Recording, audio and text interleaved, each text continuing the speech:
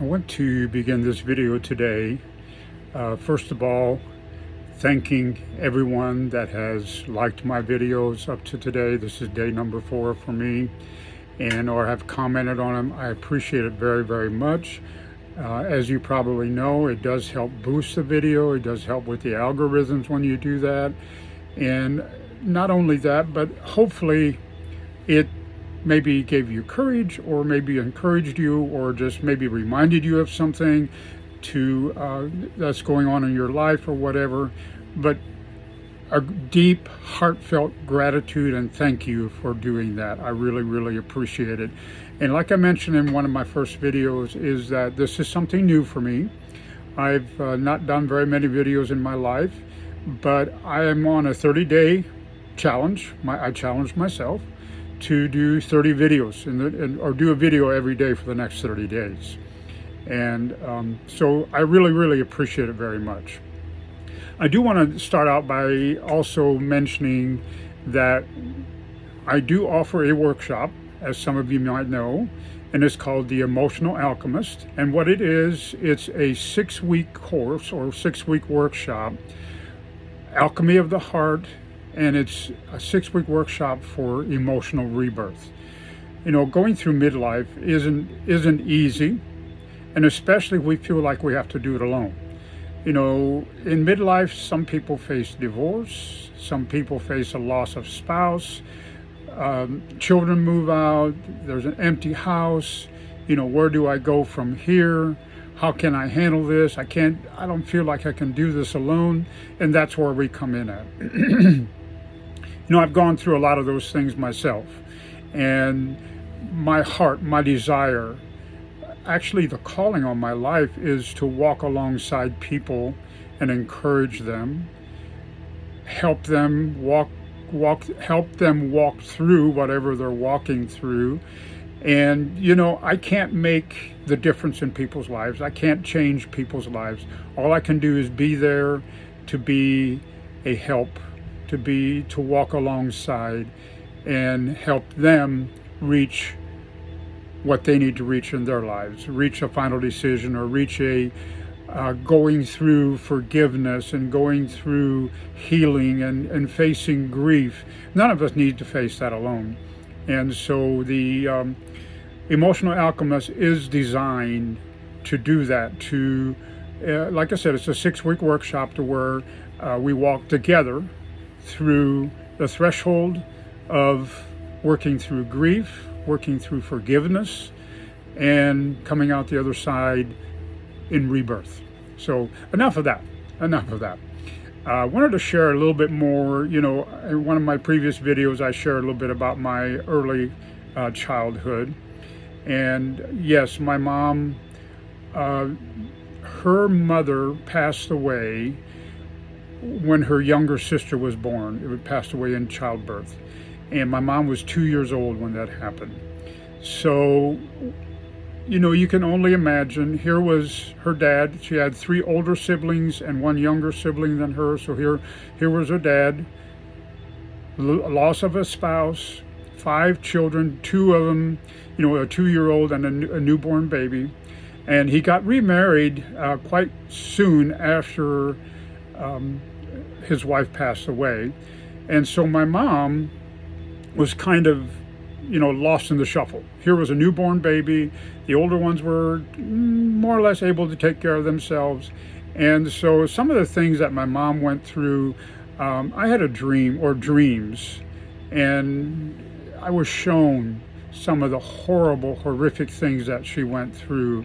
And I'm not going to go into detail. That'll all be in my book when it comes out, The Amish Rebel, A Journey from Darkness to Light.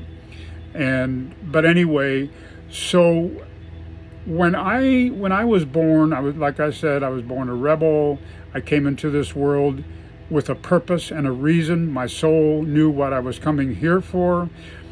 My mom had no idea, because her hands were full. She had nobody to help her. I mean, yes, she did have some maids to come in every once in a while to help, but you know, with my personality. And so the only way she knew how to treat me was the way that she was treated.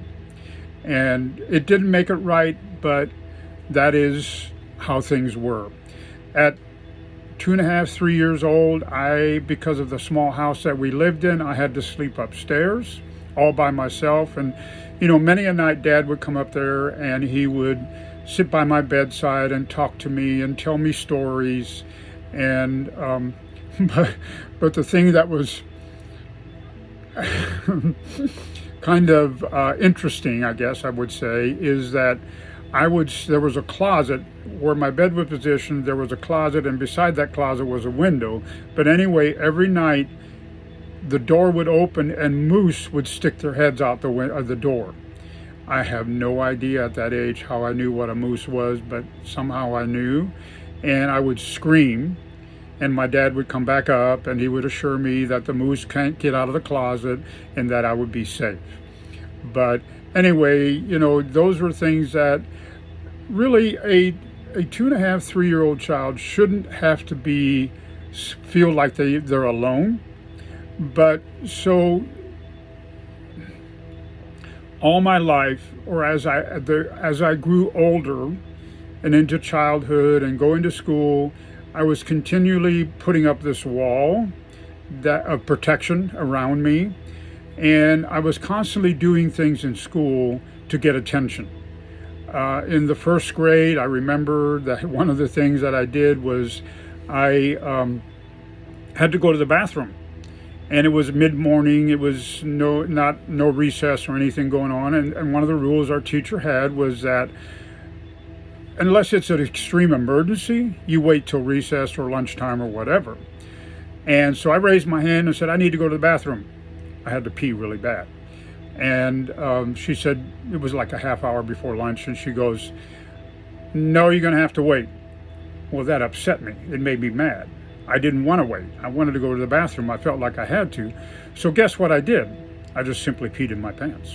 That's what I did. And it didn't take her long to discover that. And so she had me go into the hallway. Now, that school building, I don't know if it even exists today, but the heat in that school building was hot water heat. So in the hallway, there was chairs set up outside or in front of those registers, and that's where she had me sit. So obviously that had been used before for the same thing. But, she said, you're sitting here until your pants are dry. And of course, within about a half an hour was lunchtime and recess. And so by that time, my pants were semi-dry. But anyway, those are some of the things that I did. And I soon realized that was an escape from class, because my whole life, school was boring. School was not hard for me. Whenever I tried, I was a grade A student. But the older I got, the less I tried and the less I cared. And my parents didn't really care because, in an Amish family, education is not that important. It's more important to learn to work and to be on the farm, and that's how I grew up on a farm. And, when I came home from school, there was nothing like, well, what do I do now, or playing games or anything like that. It was chore time. And that went until supper time, which was 6, 7 o'clock. And then after that, we had very little time before it was time to go to bed, because the next morning we had to get up early before school. My dad went to work. We had dairy cows. It was my responsibility. He would help me get started, and then it was my responsibility to make sure all those cows got milk and got fed afterwards and all that as I grew into my early teen years. So anyway, I became, like I mentioned earlier, I was always been a rebel, but the older I got, the more determined I got that nobody was ever going to hurt me like my mom, especially women. And I had a real problem with women, to let them, or girls, to let them get close to me. And that's kind of interesting, because in my family, there was 8 girls and 3 boys. Now, my one brother only lived like 18 hours, but I'm the oldest and my brother's the youngest. And so there's 8 girls between us. And, I would get along with some of my sisters. I would tolerate them, but we never were close. And a lot of that had to do with me building that wall. And why am I sharing all of this? Because it's so critical, it's so important that as a child, especially the first 7 years of our childhood, to make sure that that child knows it's loved, that it came here into a happy family. And you know, that doesn't always happen, but unfortunately it didn't happen for me. But I'm sharing this because it's so important to do that. So if you have young children, please show them love, tell them they're loved, hug them, love them, cherish them. And as I share more videos, I'll share a little bit more about my life. But again, I'm not really here to promote my book, but I'll be finishing it this month and sending it to the editor. So my goal is to have it made public or ready for the public by the end of the year. So anyway, it's called The Amish Rebel, A Journey from Darkness to Light. And you know, life is a journey, not a destination.